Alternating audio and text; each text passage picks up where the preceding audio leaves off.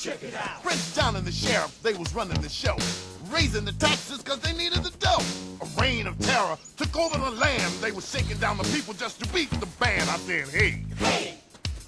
I said, hey. Hey. I said, hey. And a ho, ho, ho.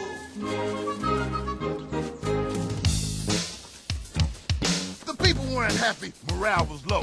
They had no place to turn to, there was nowhere to go. They needed a hero, but no one could be found, cause Robin Hood was out of town. I said, hey. Hey.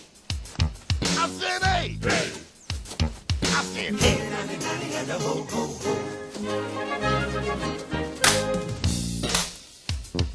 He was put into the slammer by his Arab foe, and in a little while he would be no more. I said, hey. I said, hey. I said, hey.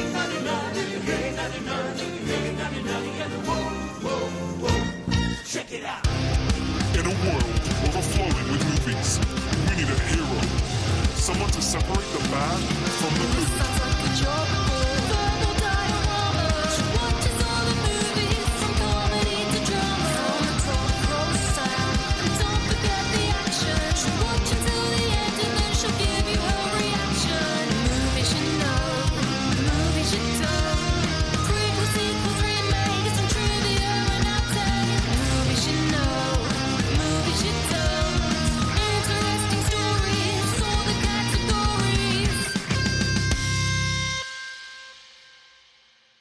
Hi everyone, I'm Em and welcome to Verbal Diorama episode 95, Robin Hood, Men in Tights. This is the podcast that's all about the history and legacy of movies you know and movies you don't. Just putting my English accent on for the occasion and saying a very warm welcome to you all.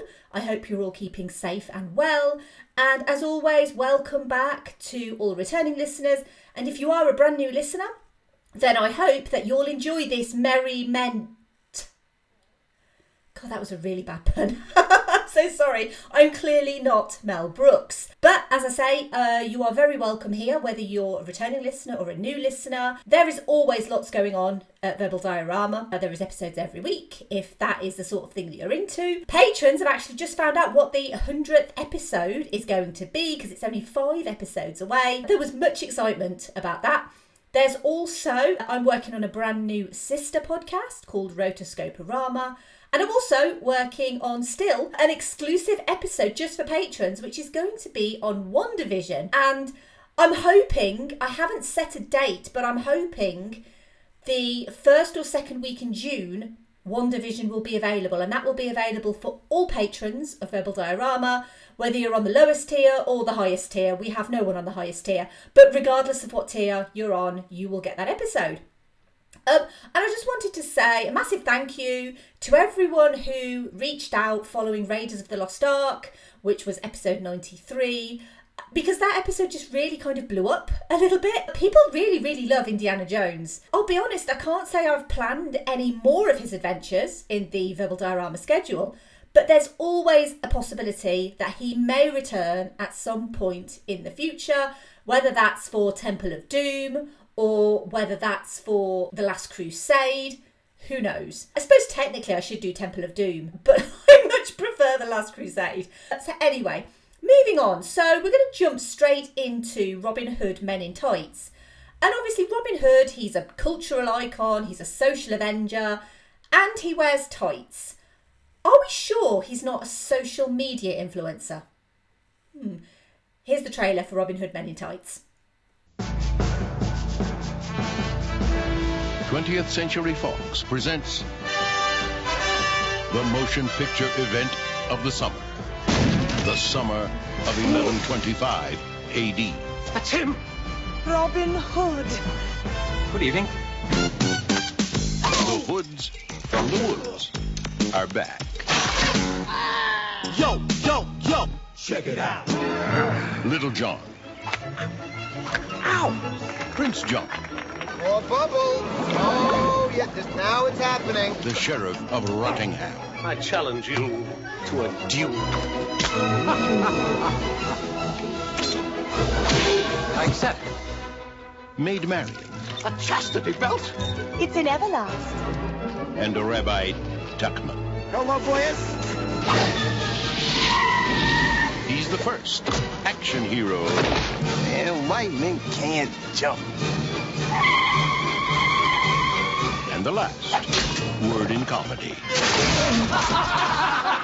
And why should the people listen to you? Because, unlike some other Robin Hoods, I can speak with an English accent. Robin Hood, Men in Tights, a Mel Brooks film. Yes! The legend had it coming.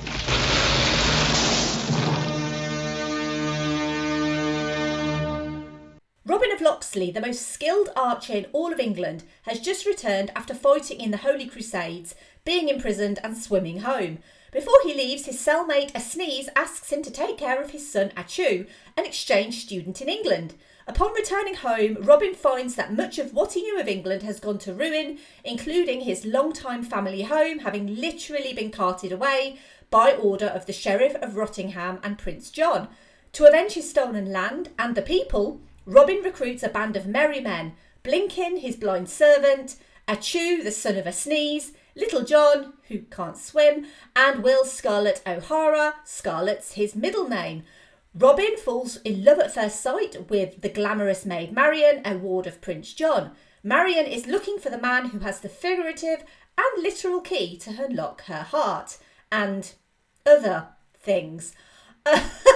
Let's quickly go through the cast of this movie. We have Carrie Elwes as Robin Hood, Richard Lewis as Prince John, Roger Rees as the Sheriff of Rottingham, Amy Yazbek as Maid Marian, Dave Chappelle as Achu, Mark Blankfield as Blinkin, Eric Allen Kramer as Little John, Matthew Peretta as Will Scarlet O'Hara, Isaac Hayes as a Sneeze, Tracy Ullman as Latrine, Patrick Stewart as King Richard, Dom DeLuise as Don Giovanni, Megan Kavanagh as Brimhilda, and, of course, Mel Brooks as Rabbi Tuckman. The screenplay for the movie was by Mel Brooks, Evan Chandler and J. David Shapiro. The story was by Evan Chandler and J. David Shapiro, and it was directed by Mel Brooks. So everyone, I think, knows the classic tales of the outlaw Robin Hood, a highly skilled archer and swordsman, usually of noble birth. Usually, he'd left to fight in the Crusades, only to return and find his lands taken by the Sheriff of Nottingham. Throughout the many stories of him robbing the rich to feed the poor, he gained a love interest, Maid Marian, a band of friends, his merry men, and the antagonistic Sheriff of Nottingham and Prince John, usurper of the throne of England from King Richard. He's been featured many, many times in Hollywood takes on his story. It's still not known whether he did actually exist, but there are references to historical figures who have similar names. But the earliest surviving text featuring the character is the 15th century ballad Robin Hood and the Monk. And since Robin Hood is a public domain character, there are no restrictions on the use of that character. And so there are lots of Robin Hood based entertainment out there. I'm not going to list them all because there's just too many, but there is at least 5 live action theatrical shorts, 28 live action feature films, of which this is one, 3 direct-to-video live-action films, 5 television films, 8 live-action TV series, including the excellent Maid Marian and Her Merry Men, which I implore you to check out if you love this movie, because you will love Maid Marian and Her Merry Men. 8 animated theatrical shorts, 1 animated theatrical feature, which is Disney's version of Robin Hood, 6 animated television films, 1 animated direct-to-video film, and 6 animated television films. One of those animated movies was released by Walt Disney in 1973. As I said, I've already covered it, but out of all of those anniversary Disney movies, it was by far the most popular and most well received that I covered, because people love Robin Hood. He's an outlaw, but he's a hero of the people, and of course, the legend was ripe for parody. But our story doesn't start in the 90s, it actually starts in the mid-70s, with a TV sitcom created in 1975 called When Things Were Rotten. When Things Were Rotten was a parody of the tales of Robin Hood. It starred Dick Gautier in the title role. It contained sight gags, literal humour and one-liners. And despite critical acclaim, the show was cancelled. After just 13 episodes, it was actually replaced by The Bionic Woman, which was obviously a huge hit. Dick Van Patten, who plays the Abbot in Men of Tights, also played Friar Tuck in When Things Were Rotten, as well as King Roland in Spaceballs, and that's obviously Mel Brooks' 1987 spoof of Star Wars. When Things Were Rotten was created by Norman Stiles, John Bonney, and, of course, Mel Brooks. Brooks, I feel, needs little introduction. He's one of very few EGOT winners, which means he has an Emmy, a Grammy, an Oscar and a Tony. He's also a World War II veteran. He's known for his parodies and comedies, including 3 of the American Film Institute's top 100 comedy films of the past 100 years, Blazing Saddles, The Producers, and Young Frankenstein. You'll notice Robin Hood Men in Tights is not on that list, but despite When Things Were Rotten's cancellation in 1975, he clearly had a passion for taking the mick out of the Robin Hood legend. He'd get his push in 1991 when Robin Hood Prince of Thieves was released, and it's very clear that a lot of the parody in Men in Tights is squarely aimed at Robin Hood Prince of Thieves. So if you don't know, Robin Hood Prince of Thieves was the second highest grossing film of 1991. It gave us one of the most memorable Alan Rickman performances of all time. The theme song by Bryan Adams, Everything I Do It For You, not only received an Oscar nomination, but also spent 16 consecutive weeks at #1 here in the UK.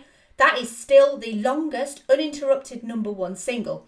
Simply put, Robin Hood Prince of Thieves was a phenomenon, but it was also known for not being particularly faithful to the legend. Kevin Costner didn't wear tights, and neither did he sound like an Englishman. When it came to Robin Hood Men in Tights and what it took to get it off the ground initially, we actually have to go to a celebrity dentist.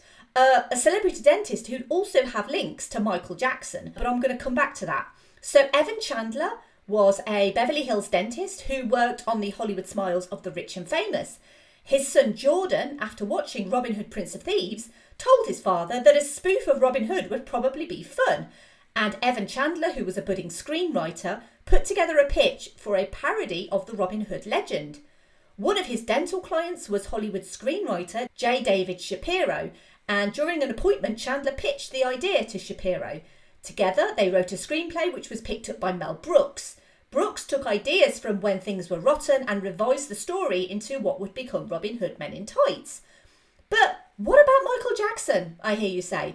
Well, Evan Chandler would go on to accuse Michael Jackson of sexually abusing his son Jordan, aka Geordie Chandler, in 1993 and file a lawsuit against Jackson for sexual battery, seduction, willful misconduct, intentional infliction of emotional distress, fraud and negligence.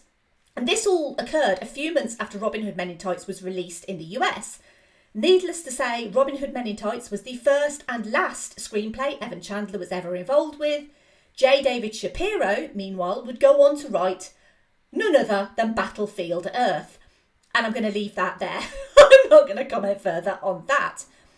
For this version of Robin Hood to work, they needed to cast Robin Hood. Early in the process, Mel Brooks wanted Cary Elwes. Not only did he have the swashbuckling experience from The Princess Bride, that's episode 60 of this podcast, as well as the dashing good looks that you would expect for Robin Hood, but they had actually met at a screening for The Princess Bride, with Brooks actually complimenting Elwes on that movie. Fast forward a few years and Cary Elwes gets a call from a guy claiming to be Mel Brooks. He thought it was a prank, so he hung up. Brooks called him back saying, "Don't hang up, it's really me," and proceeded to tell Elwes about a Robin Hood comedy he was putting together and would he be interested in talking about it. Elwes was a massive fan of Brooks and so signed up to the project immediately. Cary Elwes would go on to call every day on the set of Men in Tights a joyful experience. So clearly he had a lot of fun with this role. I think it's very clear from watching him.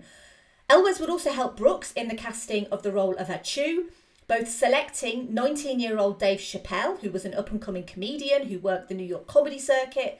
Chappelle's performance belies his youth. Even I was surprised that he was only 19 when he made this movie. And it's actually got some startling social commentary as well, when the first time you see Achoo, he's obviously a young black man being beaten up by what is essentially the police in this movie, aka the King's Guards, which I never noticed before, but I really did notice it now. Anyway, wrestler Hulk Hogan was offered the role of Little John, but turned it down to play Mr. Nanny. The role eventually went to Eric Allen Kramer, who, interestingly, was also the first actor to play Thor in live action. in the 1988 TV movie The Incredible Hulk Returns, which I'm pretty sure I've seen, actually. But to be fair, Eric Allen Kramer, huge guy, and he's got blonde hair, so yeah, I can see that. Matthew Peretta was cast as Will Scarlett O'Hara, and he actually went on to play Robin Hood in TNT's The New Adventures of Robin Hood in 1997. And I'd be remiss if I didn't mention in this cast that the late great Sean Connery had already been in 1976's Robin and Marian, as well as playing King Richard in Robin Hood Prince of Thieves. He wanted to reprise his role of King Richard in Robin Hood Men in Tights while wearing drag, but he also wanted $1 million to do that. Brooks ended up refusing, and we ended up with Patrick Stewart doing his best Sean Connery impression. While this Robin Hood does speak with an English accent, unlike Prince of Thieves, none of Men in Tights was actually filmed in the UK. Robin Hood Prince of Thieves was primarily shot at locations across England, including in Northumberland, Yorkshire, Wiltshire and Hampshire, with a few locations in France. Robin Hood Men in Tights was shot in Santa Monica, California, with one of the locations in the Santa Monica Mountains being where the Douglas Fairbanks 1921 Robin Hood movie was also shot, as well as 1938's The Adventures of Robin Hood. So while the area does have Robin Hood pedigree, you've kind of got to give a +1 to Robin Hood Prince of Thieves for at least trying to show the English countryside, even if none of it was shot anywhere near Sherwood Forest, which is Nottinghamshire, by the way, obviously. Makes sense, doesn't it? When you think of the Sheriff of Nottingham, Sherwood Forest is indeed in Nottinghamshire. But regardless, the actors did attend a sword fighting boot camp where they would come in at weekends to train with fencing coordinator Victor Paul. He's a stuntman who's worked on likes of The Goonies, Die Hard, Lethal Weapon 2 and 3, and Mystery Men. Also done an episode on that, it's episode 23. Obviously, Carrie Elwes had previous fencing experience from The Princess Bride, so only needed to learn the routines rather than learn how to fence. But as this was Robin Hood, he's not only known for his sword fighting prowess, but also his archery, and Carrie Elwes hadn't actually learned archery. He trained with a bow and arrow, and Brooks pressured him for that elusive bullseye. He had 3 takes to get the bullseye, and he got it on the 3rd take. Richard Lewis, who plays the neurotic American Prince John, became sick with hepatitis A towards the end of filming and ended up in hospital with 1 scene left to film. He had a fever of 41 degrees Celsius, that's 106 Fahrenheit, and with one scene left, Mel Brooks devised a plan to take Lewis from his hospital bed, stretcher him to set, prop him up against a plank of wood so he could perform the scene, and then stretcher him back to hospital. Needless to say, that didn't end up happening, despite Mel Brooks calling him about 15 more times. One of the most famous lines in the movie, and I've referenced it a couple of times already, is when Robin references that, unlike other Robin Hoods, I can speak with an English accent. So that's my impression of Carrie Elwes doing it. And this is one of many digs at the expense of Robin Hood Prince of Thieves, and specifically Kevin Costner. The gag didn't translate well to other countries though, so it was changed depending on where the movie was shown. But all of them still ripped on Costner. So in Germany, it was changed to, because I, unlike some other Robin Hoods, do not cost the producers $5 million. And that was obviously a dig at Costner's salary. In Italy and France, it became, because unlike other Robin Hoods, I do not dance with the wolves. Obviously, based on Kevin Costner's dances with wolves. In Quebec, Canada, it was because, unlike other Robin Hoods, I accept to wear tights, something Costner famously refused to do for Prince of Thieves. And in Hungary, the gag became, because unlike Kevin Costner, I have a shapely bottom, which referenced the fact that Costner demanded a butt double for the naked waterfall scene in Prince of Thieves.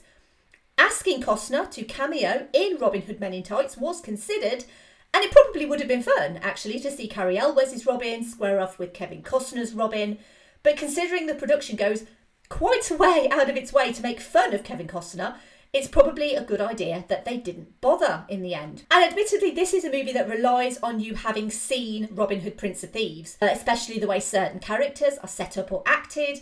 Latrine is a good example of this, being the comedic version of Morciana, and Roger Rees plays his Sheriff of Rottingham in a similar vein to Alan Rickman's Sheriff of Nottingham, except he's more lusty. In fact, most people in this movie are quite lusty. The scene where Latrine seduces, and I use that in inverted commas, the sheriff was completely improvised. and I actually found out that it's not a polo mint that Latrine gives the sheriff to cure him. It's something called a lifesaver, and it's an American version of that mint, which actually predates polo mints, which I was shook when I found this out, because here in the UK, polo mints are a bit of a British tradition. Everyone knows what a polo mint is, and a polo mint is always the mint with a hole. And so to find out that there was another mint with a hole that came out before polo mints, it blew my mind. It blew my mind. And I mean, I really like this movie, genuinely. I wouldn't cover it if I didn't like it. And I'm going to get to critics' responses in a little bit, but I think it's safe to say that not many people do like this movie. I think this movie is hilarious. I don't care if it's not one of Mel Brooks' best.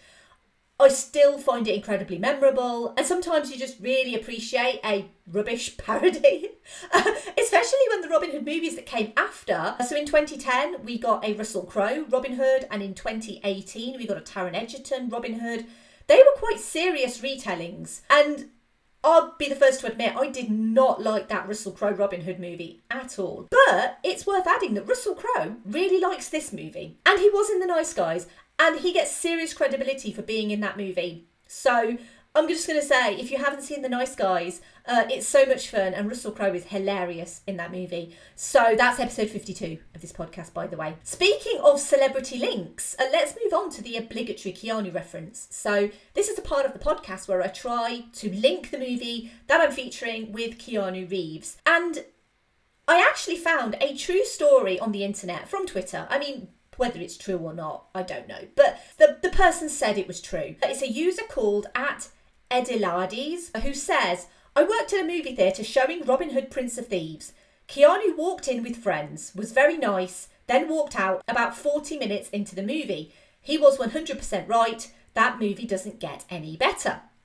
And so, based on that experience of Keanu Reeves not liking Robin Hood, Prince of Thieves, I think we can state for the record that Keanu prefers Robin Hood Men in Tights. And that's the link that I'm going with. Clearly, Keanu's a fan of this movie. At least I hope he is. So let's talk about the music, because this is a movie that features quite a lot of music. And all of the songs, except for The Night Is Young and You're So Beautiful, were written by Mel Brooks himself. The singing voices for Robin and Marion were Arthur Rubin and Debbie James. None of the actors did their own singing. The song The Night Is Young and You're So Beautiful was actually first performed in 1937 by Everett Marshall and written by Billy Rose and Irving Carhull. So when Robin Hood Men in Tights was released in July 1993, it entered and peaked at number 2 in the US box office. Number 1 that week was Rising Sun. This was also around the time of Jurassic Park's dominance. Jurassic Park had already been out for 8 weeks, but was still sat at number 5 in the US box office behind Free Willy. While Jurassic Park climbed to 4 the following week, Men in Tights fell to number 7. Basically, Jurassic Park stayed pretty stagnant in that top 5 for a while, and then Men in Tights basically continued to tumble down the charts. But bearing in mind that Robin Hood Men in Tights was made on a $20 million budget, and it would go on to make $67 million at the international box office, so it's definitely not a flop. It definitely made its money back. But because this was a Mel Brooks comedy, I think maybe expectations were slightly higher on its success. The movie does joke about coming back for Robin Hood 2. I mean, spoiler alert, that did not happen. And while financially it was kind of did okay, critically it was savaged by Gene Siskel, who gave it half a star out of 4 and called it a most disappointing Mel Brooks parody. Other critics called it crashingly unfunny and pointless.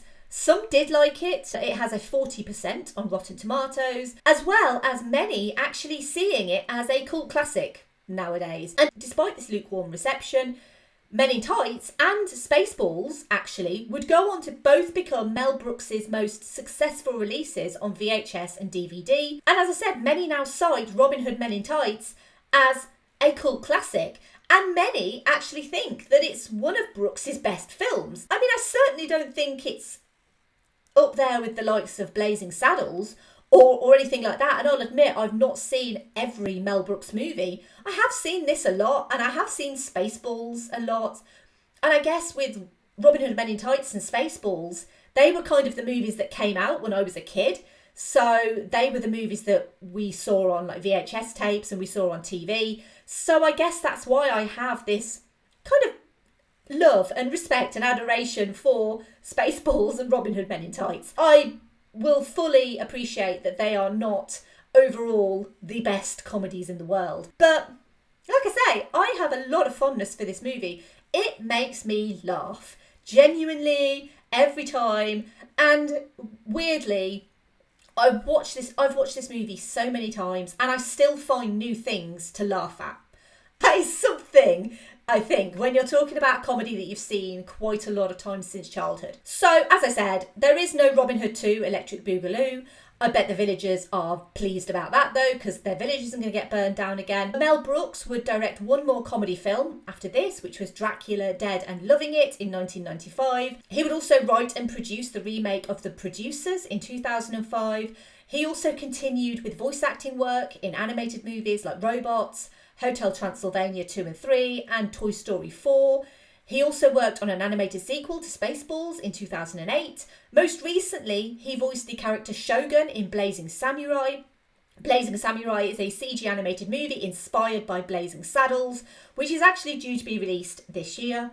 Mel Brooks is 94 years old and still a legend, a bit like Robin Hood, actually, in many ways, apart from the stealing from the rich to feed the poor. I don't know if Mel Brooks does that, but considering what a guy he is, I assume that he does. Let's move over to social media thoughts. So we will start, as always, with the wonderful patrons of Verbal Diorama. So we will actually start, not with Andy from Geek Salad, but we're going to start with Mike from Geek Salad for a change, because honestly, Mike got in there first. And he says, well, still a funny movie overall, especially thanks to the ridiculously talented Carrie Elwes and Mark Blankfield's blinking. A lot of the jokes feel stale. Particularly painful to watch is Roger Reese's sheriff, who feels the need to force every joke he has, and they all fall completely flat. Tracy Ullman feels terribly wasted as well. Dave Chappelle does a good job with what he's given, but he deserved better. While not nearly as bad as what followed it, Mel Brooks feels like he lost the magic he had wielded so deftly in the 70s.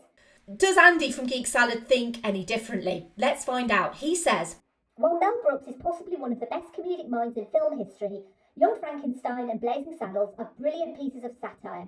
By the time the 80s rolled round, his films found more influence in the vein of the Zucker-Abrams Zucker airplane parodies. While that style of comedy has found a place for it in Brooks' later films, High Anxiety and Silent Movie, the gags and puns started to overtake the wit of parody in movies like Spaceballs, yeah, I said it, and Robin Hood. A film that would have shown quite a bit of promise as a 70s parody, it just comes across as forced, generally unfunny, and a bit cringeworthy. Sorry, Mel.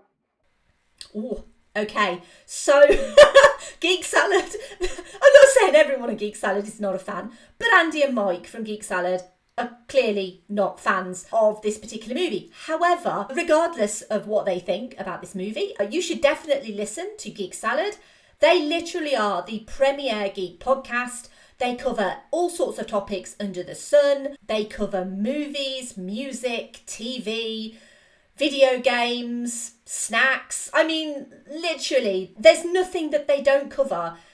They may even wear tights while they record. I'm not certain. I don't know this for a fact. I have been on Geek Salad actually a couple of times, and I have seen video of these guys, but I don't know if they wear tights. But, you know, real men do wear tights. So I'm assuming that while Mike and Andy were writing these comments, they were sitting there wearing their tights with pride. Right, let's move over to Twitter. And to be completely honest, this is the first time in a very, very long time that there's more comments that aren't on Twitter than are on Twitter. And it's really interesting, actually, because I know a lot of people were really excited about a Robin Hood Men in Tights episode, but those people obviously didn't choose to comment. So we only have one comment on Twitter, and that is from the Cooking with Grief podcast, at Cooking with Grief, who say, I think it might actually have been the first Robin Hood film I saw, definitely the one I've watched most. Mel Brooks is this podcast's comedy hero. Between us, we could probably act out the whole film. And that is the only comment on Twitter, so we'll move over to Instagram. Well, we actually have 3. which is miraculous because sometimes we get none on Instagram. So we'll start with @FriendlySparPod, who said, "This is without a doubt my favourite Mel Brooks film. Almost every single line is quotable without trying to be, and everyone's performance is flawless. The songs are brilliant and the attention to detail with the comedy is superb. Also, can we get some love for young Dave Chappelle?" We have @HelloWorldFan128 who said, "He has one more shot," which he does, because Robin Hood does have one more shot. It's in the script. And finally, we have Anita from the Unexceptionals podcast. This is @AnitaN3, who said, "Oh my God, I love this film," with a heart eyes emoji. We don't have any comments on Facebook. And that is basically it for your Robin Hood Men in Tights comments. However, like I say, I do know that a lot of people, especially on Twitter, are really, really excited to hear this episode. And obviously they didn't want to comment, which is fine. I just hope that you all really enjoy the episode anyway. And obviously thank you to everyone, all 4 of you, who did provide comments for Robin Hood Men in Tights. There's a lot about this movie that really makes me chuckle. And sometimes you don't need a movie that speaks to political or social changes. You just need one that really makes you laugh. My sense of humour is admittedly not the most sophisticated out there. It's a bit puerile, to be honest. And what can I say? This is the humour that I find funny. And no, I'm not sorry. Just a couple of examples of things that I really love. The "Hey Blinkin', Abe Lincoln" line. It's making me laugh just thinking about it. But that always gets me. The fact that the prince's mole moves around on his face.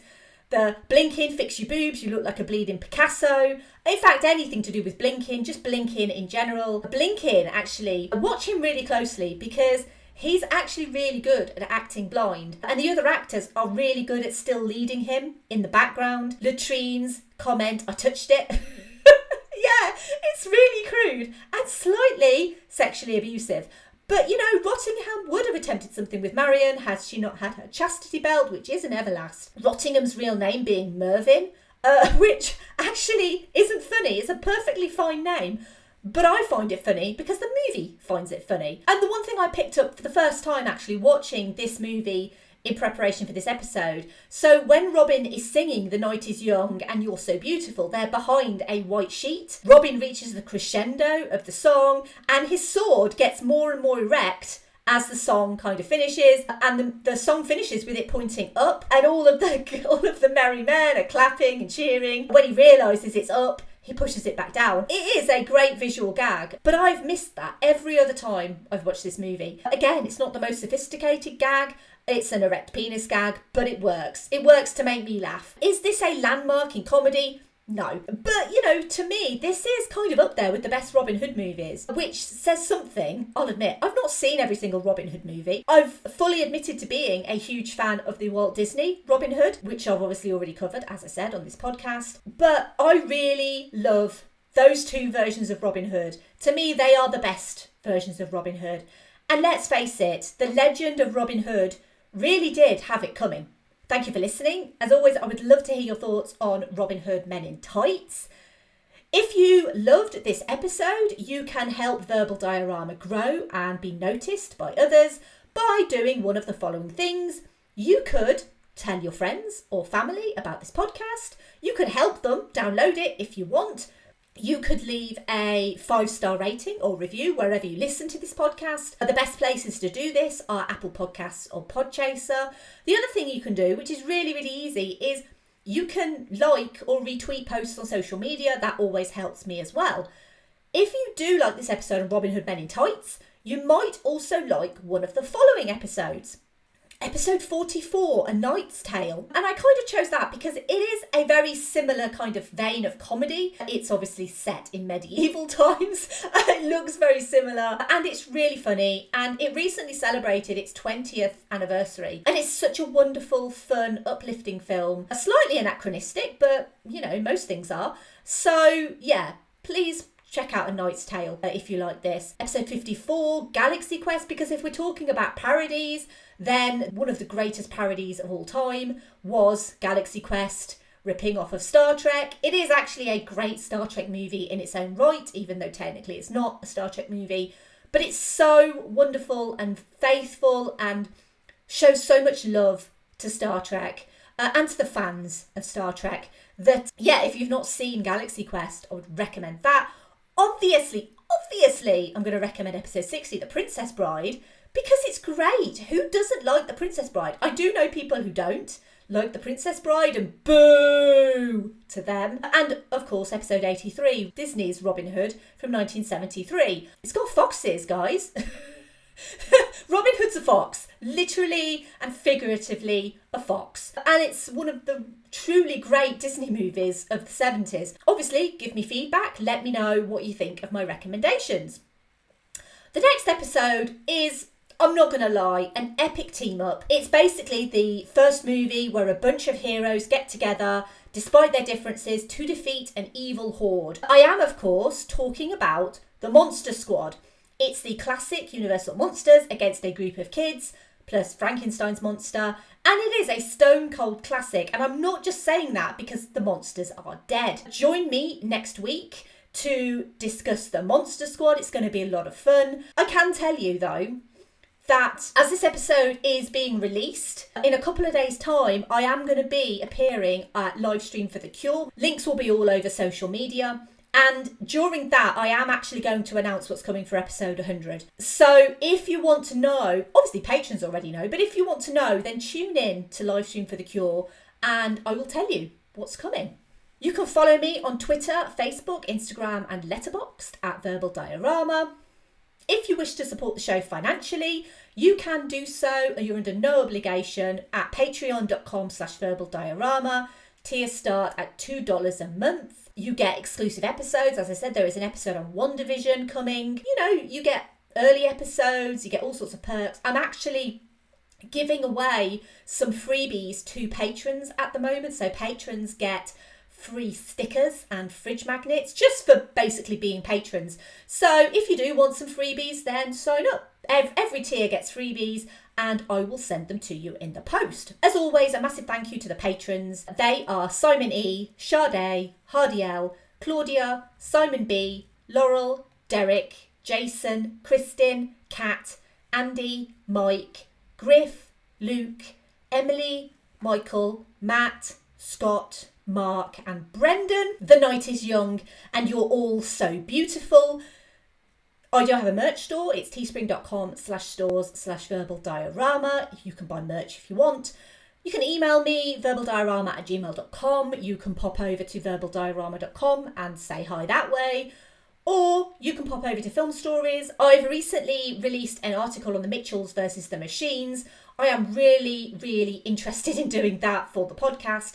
I'm actually probably going to do it for Rotoscope-orama, to be honest. But I love the Mitchells versus the Machines. Please check out that movie and check out the article that I wrote, as well as the magazine as well. Buy a copy. Support independent publishers. And as I said, I'm taking part in a charity live stream on the 22nd of May at 3 p.m. UK time, so that's 2 days after this episode goes live. If you're listening to this after the 22nd of May, then I'm sorry, you've missed out. We are raising money for Livestream for the Cure.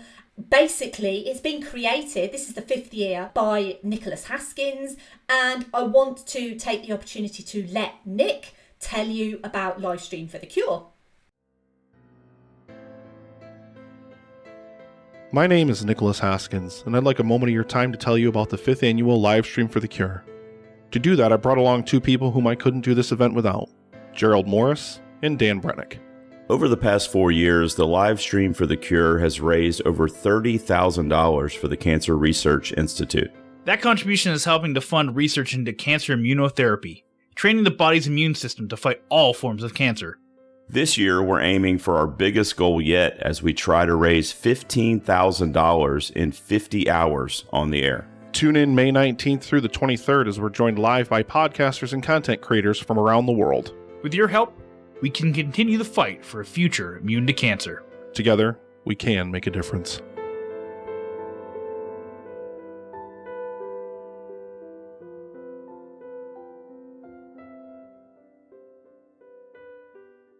And finally, We're men in tights. We roam around the forest looking for fights. We're men in tights. We rob from the rich and give to the poor, that's right. We may look like sissies, but watch what you say or else we'll put out your lights. We're men in tights, always on guard defending the people's rights. La la la la la la la la la la la la la la la.